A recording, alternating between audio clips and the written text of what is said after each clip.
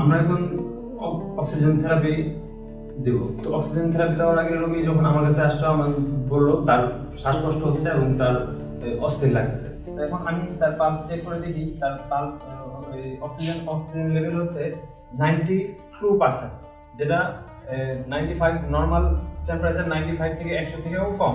তো যার কারণে আমি তাকে এখন অক্সিজেন থেরাপি দিব এবং ডাক্তারকে ইনফর্ম করব। অক্সিজেন থেরাপি দেওয়ার সময় রোগীকে মাথার দিকটা একটু উঁচু রাখতে হয়, যেহেতু তার শ্বাসকষ্ট হচ্ছে, তাই আমরা তার মাথার দিকটা একটু উঁচু করে দিব। অক্সিজেন থেরাপি দিব।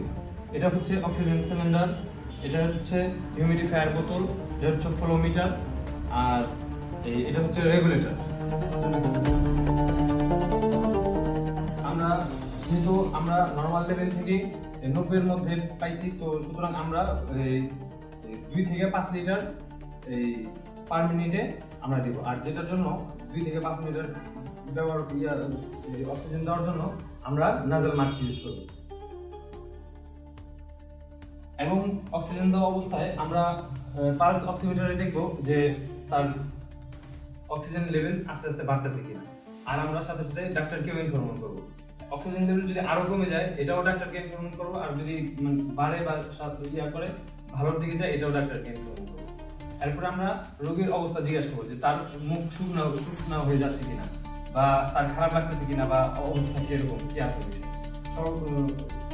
পুরোটা সময় আমরা তাকে রোগীকে পর্যবেক্ষণ করব।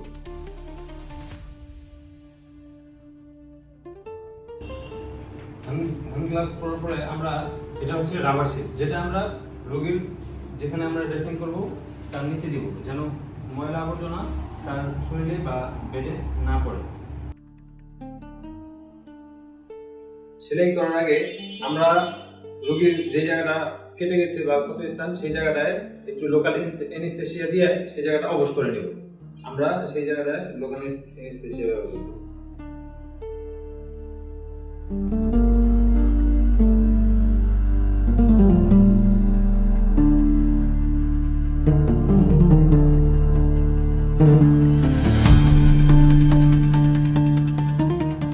আমি এখন পেশেন্টকে আইএম দেব, ইন্ট্রামাসকুলার, যেটা এই ইন্ট্রামাসকুলার বিভিন্ন ধরনের ভ্যাকসিন, ব্যথা বা অন্যান্য ইনজেকশন দেওয়ার জন্য ইন্ট্রামাসকুলারে